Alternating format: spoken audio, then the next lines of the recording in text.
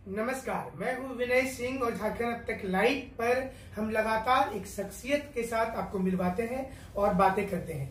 आज भी बात करेंगे करियर को लेकर के। कई सारे लोगों के सवाल होते हैं और आपका सवाल के जवाब भी हम लगातार देते रहते हैं, लेकिन आप सही समय पर सही निर्णय लीजिएगा तो ज्यादा बेहतर होगा।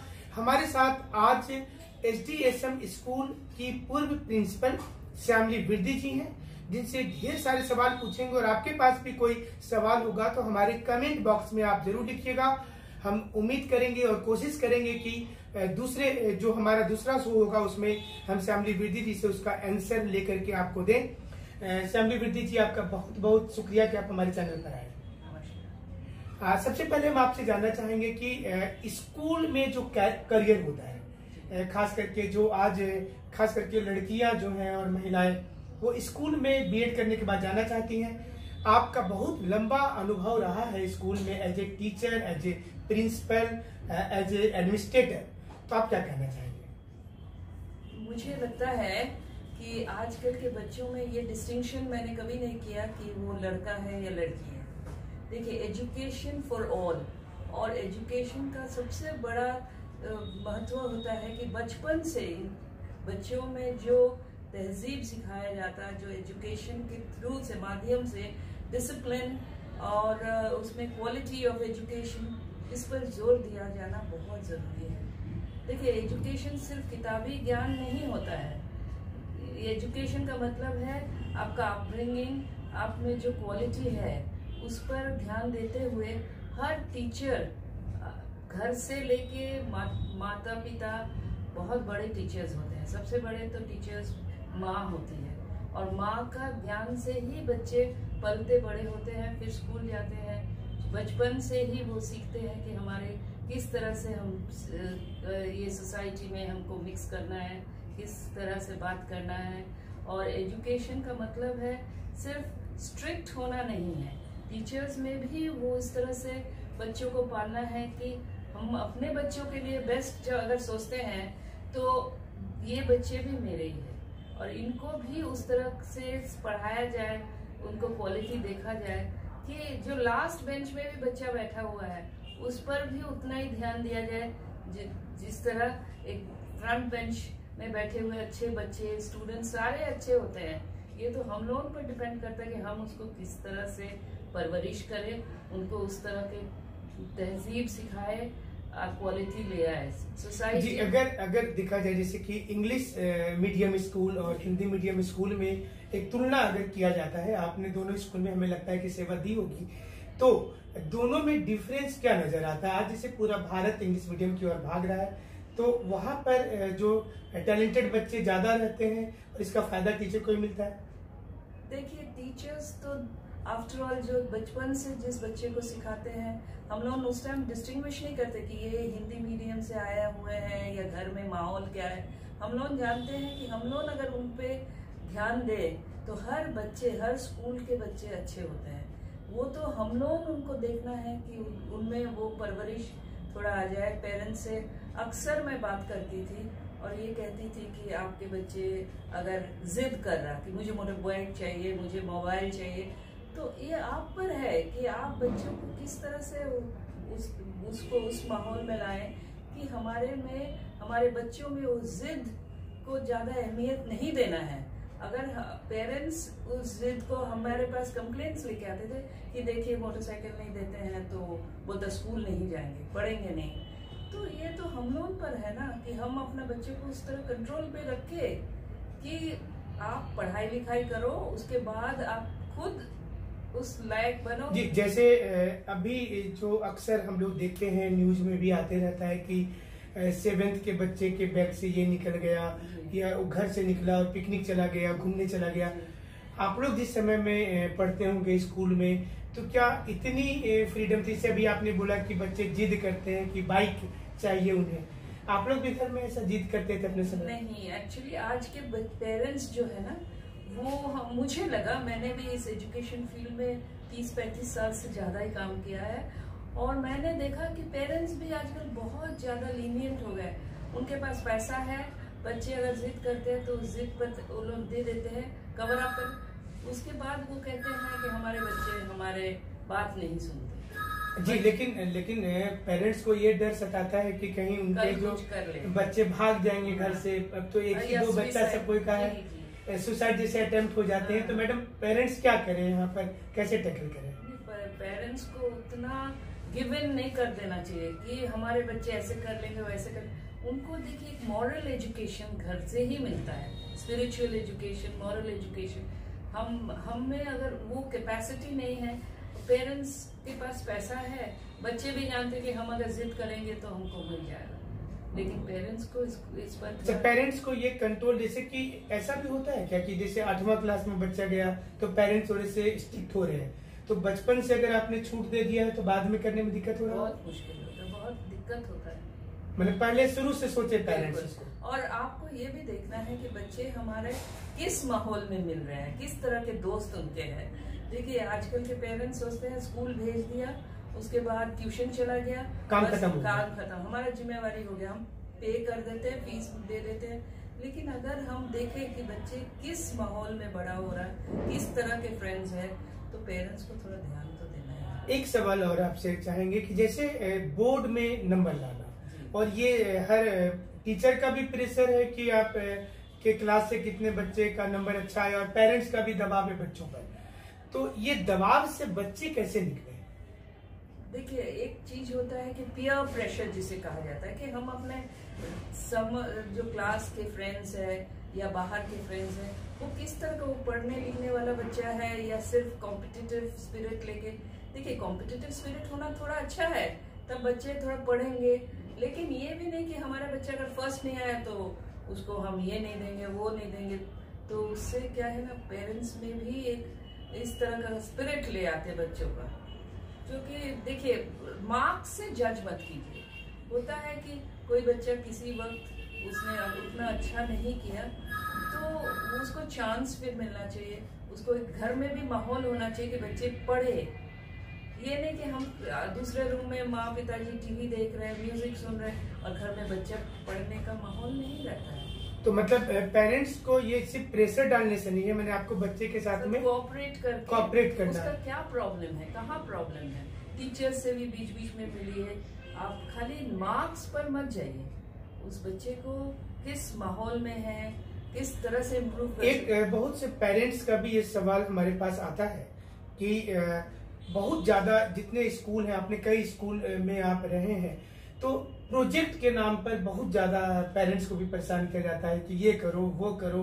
तो ये प्रोजेक्ट वाकई में सही है या फिर सिर्फ परेशानी है? देखिए सीबीएसई में मैंने बहुत साल काम किया, इवन आईसीएसई में। यहाँ देखिए प्रोजेक्ट वर्क जो है वो it is suppose to be done in the classrooms itself. बच्चों को क्या प्रोजेक्ट बनाना है पहले से बता देना है, क्या क्या सामान तुमको लाना है, उसका तुम क्लास में बैठ के उसको करो। ये नहीं कि घर में चले आते हैं उसके बाद उसको इंटरनेट के थ्रू से सारा इन्फॉर्मेशन नहीं। अब तो मैडम ये है, हमने देखा कि हर कॉलोनी के आगे एक प्रोजेक्ट दुकान है और आपको कुछ नहीं करना है, मतलब आप उसको 50 रुपया दे दीजिए, वो सारा चीज पढ़ करके निकाल देगा। तो क्या स्कूल के समझ में नहीं आता है मैडम कि बच्चे को हम जो फायदा के लिए दे रहे हैं उससे नुकसान हो रहा है? उसका बिल्कुल नुकसान होता है, क्योंकि हमको जो है बच्चों से कराना है, ना कि कोई प्रोफेशनल उसको बना के दे दिया, उसमें आपका क्या फिर कैलिबर तो कुछ दिखता नहीं है। आपको बच्चों से कराना है। टीचर्स को भी आजकल टीचर्स भी शॉर्टकट रूट करते हैं कि भाई ये सारा चीज आपको मिल जाएगा, आप लेते आइए, आप प्रेजेंट करिए इतना तारीख को। ये तो नहीं होना चाहिए। एडमिशन के लिए जमशेदपुर में मैडम बहुत ज्यादा भागदौड़ होता है और हमने देखा है कि पेरेंट्स जब किसी बच्चे का नर्सरी में दाखिला होता है स्कूल में तो वो पूजा करवाते हैं, मिठाई बांटते हैं। तो जिसका नहीं होता, जैसे सीट तो 2-3 हजार है, 40,000 बच्चे हैं, उन बच्चों को, उन पेरेंट्स को क्या बोलेंगे आप कि क्या किसी को मान लीजिए कि मनचाहा स्कूल में एडमिशन नहीं मिला है जो टॉप 20 स्कूल है जमशेदपुर में, तो क्या उनके बच्चे का फ्यूचर अंधकारमय हो गया? नहीं, ऐसा कोई बात नहीं है। देखिए आजकल का जो सिस्टम है according to Supreme Court, junior classes में आपको बच्चों का इंटरव्यू नहीं लेना है, पेरेंट्स का भी इंटरव्यू नहीं लेना है, वो तो लॉटरी बेसिस में होता है एडमिशन। अगर बच्चा आपके मनपसंद स्कूल में नहीं भी हुआ तो उसमें बच्चा का कोई दोष नहीं है, ना पेरेंट्स का दोष है। वो जहाँ भी पढ़े उसको शुरू से ही एक माहौल बना के उस बच्चे को अच्छा स्कूल में पढ़ाइए। आपको जो लगता है कि मेरे बच्चे में है कैलिबर तो जरूर करेगा। कभी आपने स्कूल में ये कोशिश की कि वहाँ पर जैसे 6-7 से बच्चे सिर्फ साइंस की ट्यूशन के लिए पूरी मारामारी है पूरे भारत में, आपने कभी पेरेंट्स को समझाया या आपकी बात को समझे कि साइंस के अलावा सोशल साइंस में भी ध्यान दीजिए और बहुत ज्यादा हेडेक मत लीजिए? किसी को अगर आपने 11th में फेल कर दिया होगा तो आपके पास पेरेंट्स आ जाते होंगे कि बच्चा का फ्यूचर बर्बाद कर रहे, साइंस ही पढ़ना है। नहीं सर, देखिए इंसान को कोई भी सब्जेक्ट लेके वो अगर चाहे तो जिंदगी में बहुत कुछ हासिल कर सकता है। ये कोई सब्जेक्ट ऐसे नहीं है जिसको पढ़ने के बाद आपका जिंदगी नहीं बन सकता है। कोई जरूरी नहीं है कि आप इंजीनियर बनेंगे तभी। IITians भी जो फर्स्ट लिस्ट में निकलते हैं उनका जितना जॉब ऑफर्स आता है, ये नहीं कि सभी IITians को मिलता है, उतना बड़े बड़े ऑफर्स नहीं आते हैं। लेकिन मेरा कहना है अगर आप जो सब्जेक्ट आपका लाइकिंग का है, आपको जो सब्जेक्ट में पढ़ने में मन लगता है, चाहे हिस्ट्री हो, ज्योग्राफी हो, आप देखिए IAS स्टूडेंट्स जितने IAS में निकलते हैं, बहुत जन है जो जनरल मैंने हिस्ट्री लेके पढ़ा है स्पेशलाइजेशन, तो वो भी बहुत अच्छे अच्छे एक से एक जॉब्स और मिल सकता है। कॉमर्स के लिए तो इतना ऑप्शंस है कि आजकल कॉमर्स के लिए ज्यादा ऑप्शंस है, बल्कि साइंस और डॉक्टर, मेडिकल एंड इंजीनियरिंग के अलावा भी कॉमर्स लेके लोग बहुत स्कोप है। ये गलत एक पुराने जमाने का मैंने ये धारणा था कि सिर्फ साइंस लेके पढ़ने से ही बच्चे का फ्यूचर बन सकता है। ये क्या स्कूल की भी रेस्पॉन्सिबिलिटी बनती नहीं है कि वो अपने यहाँ पर जो पेरेंट्स आए उन्हें वो समझाएं कि नहीं आप थोड़ा सा सोचिए? तो स्कूल तो ऐसा कुछ इनिशिएटिव लेता नहीं लेते हैं। जब मैं प्रिंसिपल थी मैं अक्सर पेरेंट्स को करियर काउंसलिंग के बारे में बताती थी कि देखिए आप लॉयर बन सकते हैं, आप सेल्स में जा सकते हैं, बैंकिंग के लिए जा सकते हैं, आपके पास स्कोप, अनलिमिटेड स्कोप है। आप सिर्फ ध्यान लगा के अपना जो भी पसंद का करियर है उस पर जाइए। पेरेंट्स बहुत ज्यादा चूजी हो जाते हैं। मैंने देखा है जब मैं टीचर भी थी राजेंद्र विद्यालय में, अच्छे अच्छे स्कूल में, तब भी मैं पेरेंट्स को कहती थी कि सिर्फ इंजीनियर्स और डॉक्टर्स ही नहीं फ्यूचर बनाते, इतना आप कोई भी करियर ले लीजिए, आप अच्छे करेंगे तो आप कहीं भी कर सकते हैं। ये जो एक हाइपोथेटिकल है थोड़ा सा कि चलो हमको इंजीनियर डॉक्टर बनाना, उसके अलावा भी करियर की संभावना होती है। एक और जो समस्या पूरे देश में चल रही है मैडम इस समय कि बच्चे थोड़ा सा कम मार्क्स आता है तो सुसाइड जैसा हार्ड स्टेप उठा लेते हैं, उन बच्चों को क्या सलाह देंगी आप? नहीं, मेरा कहना है कि देखिए ये बहुत नेगेटिव एक एटीट्यूड है कि जान लेने से कुछ नहीं बनता है। ये तो पेरेंट्स का अपब्रिंगिंग है कि ये दुनिया इतना जल्दी खत्म करने का नहीं है। आपको लाइफ में बहुत कुछ आप हासिल कर सकते हो। आप ये मत सोचिए कि आप इंजीनियर या डॉक्टर नहीं बने तो आपका कुछ नहीं बन सकता। ये बहुत गलत एक धारणा है। मतलब मार्क्स अगर कम भी आ जाता है तो ऐसा कुछ नहीं है कि जिसको नंबर ज्यादा आगे वाली स्टॉप करेगा। नहीं, ऐसे कुछ भी नहीं है। आप अपना जिंदगी को अपने ही बनाइए। और ये सिर्फ अब बच्चों में एक होता है कि हम पढ़े ना पढ़े, हमको मार्क्स अच्छा जाना चाहिए। ये तो एक बहुत गलत एटीट्यूड है। अच्छा, जो बच्चों का एक और हम सवाल आपसे लेना चाहेंगे कि खास तौर पर हमने देखा है कि छोटा बच्चा है, अभी वो जन्म हुआ है, 3-4 महीने का होता है, तो मम्मी पापा परेशान हो जाते हैं कि इसको किसी पहले फन स्कूल में डालो, उसके बाद नर्सरी, LKG, UKG। तो क्या जरूरी है कि 6 महीने, 8 महीने, 1 साल से ही, 1.5 साल से बच्चों को डाल ही दिया जाए और जिसके बच्चे 3 साल 4 साल में हो रहे हैं, मतलब 4 साल के बाद स्कूल जा रहे हैं, तो बच्चा जिंदगी में कुछ नहीं करेगा? ऐसे कोई नहीं। देखिए आपका एजुकेशन शुरू होता बिल्कुल आपका जन्म होने के पहले से ही। आपके पेरेंट्स में जो एक होना चाहिए क्वालिटी, माँ बाप का स्टोरी टेलिंग और बच्चों को धीरे धीरे सिखाना है अच्छा चीज, अच्छा तहजीब। सिर्फ यहाँ रटने वाला एक सिस्टम इंडिया में ये बहुत बड़ा चीज है कि आप रटते जाओ। आप खाली मैंने लाइफ को बनाना है तो आप बचपन से 2 साल बच्चा पेंसिल पकड़ नहीं सकता, उस तब से लिखना शुरू कर देते। जितना बच्चे को अच्छा शिक्षा दिया जाए, अच्छी किताबें पढ़ने दीजिए, इससे बच्चे का फ्यूचर। जी, मतलब हम लोग भी कई जगह पर बताते हैं मैडम कि अगर कोई बच्चा 2 साल में ए फॉर एप्पल बोल ही दिया तो इससे क्या फर्क पड़ता है उसके जिंदगी में, मतलब कि उसको लाइफ में बहुत आगे चला जाएगा।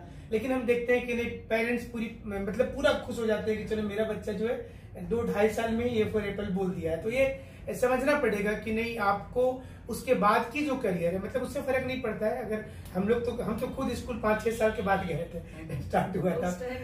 जी जी, तो हम ये लोगों से ये भी कहना चाहेंगे कि आप बड़ी संख्या में आप क्वेश्चन पूछ सकते हैं आप हमारे कमेंट बॉक्स पर। हम बाद में उसका जब नेक्स्ट एपिसोड की प्रसारण होगी तो उसमें उसका जवाब जरूर देंगे।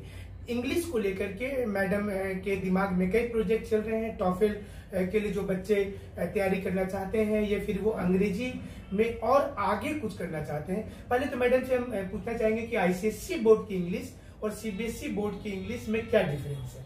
देखिए, आईसीएसई बोर्ड की जो इंग्लिश है उस पर हम लोग जैसे ओरिजिनल शेक्सपियर पर काफी जोर दिया जाता है। पोएम्स भी काफी मीनिंगफुल पोएम्स होते, टफ पोएम्स भी होते, जो कि हमारे सीबीएसई बोर्ड के जो बच्चे हैं वो थोड़ा सिंप्लीफाइड इंग्लिश, बट उसको एक्चुअली कैसे यूज करते हैं उस पर बहुत जोर दिया जाता है, and that is very good.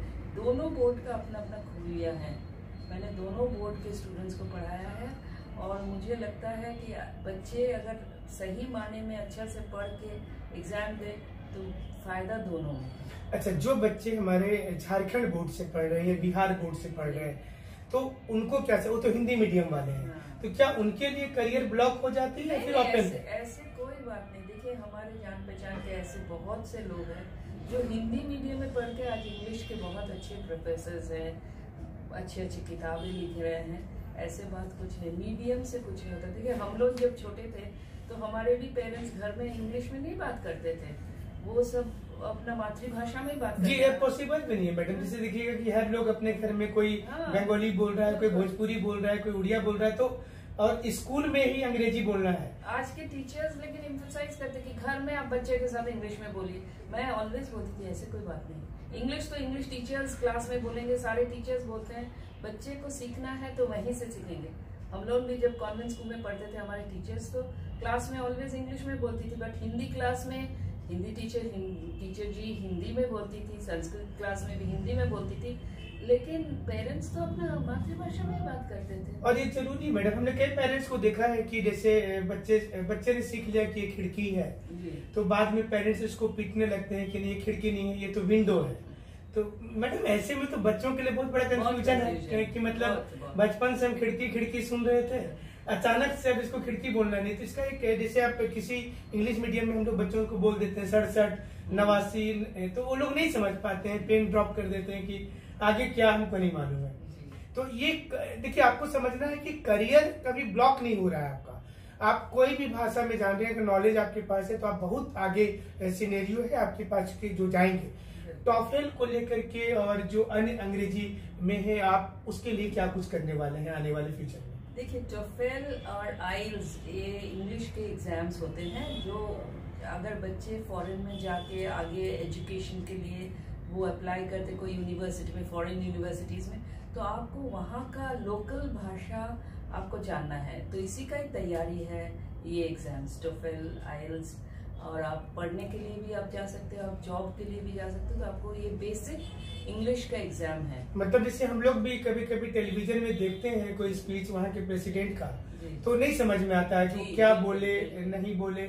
हम लोगों की अंग्रेजी थोड़ी डिफरेंट है, और जो लोग हम लोग का अलग है। अच्छा, जो वहाँ फ्रांस में या ब्रिटेन में और अमेरिका में है, उनकी थोड़ी सी अलग अलग है।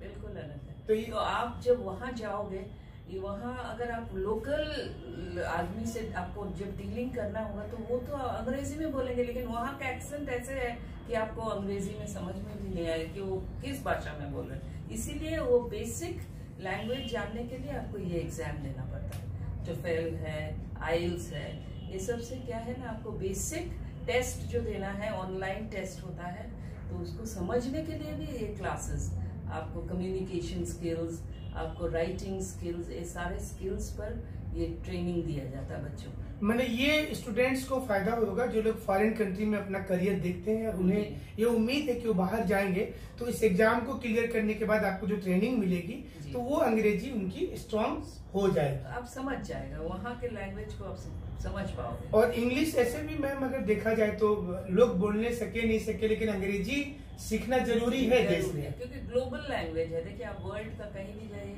आपको इंग्लिश बहुत से, अब तो कंप्यूटर पहले की टर्म्स हिंदी में आ गए, एक समय था कि लॉ में आज भी हिंदी में नहीं है, सारा चीज इंग्लिश में है, तो इंग्लिश उनके लिए बहुत ज्यादा फायदेमंद होगा।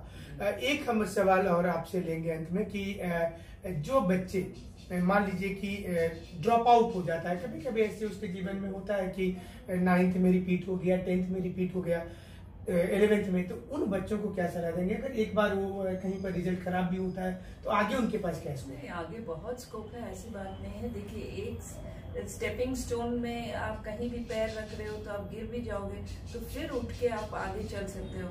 ये मन की धारणा है कि हम फेल एक बार हो गए तो आगे मेरा कोई फ्यूचर नहीं है, ऐसी कोई बात नहीं है। आप आगे जाके बहुत कुछ हासिल कर सकते हो। बड़े बड़े लोग, बड़े साइंटिस्ट लाइफ में उनका अगर लाइफ स्टोरी आप हिस्ट्री पढ़ोगे तो आपको पता चलेगा कि ये लोग में भी बहुत जन है फेल कर चुके हैं, लेकिन बाद में उन्होंने लाइफ में बहुत कुछ सीखा। तो आपकी सक्सेस में कोई छोटी छोटी बाधाएं जो हैं वो रोक नहीं सकती हैं, आप किसी भी वक्त में जीवन में सफल हो सकते हैं, और हमसे आपने लगातार अपनी बातों को रखा, इसके लिए बहुत बहुत शुक्रिया। और आप हमारे स्टूडियो झारखंड अब तक लाइव में आई, इसके लिए बहुत बहुत धन्यवाद। बहुत बहुत धन्यवाद, आपने जो ऑफर दिया मुझे।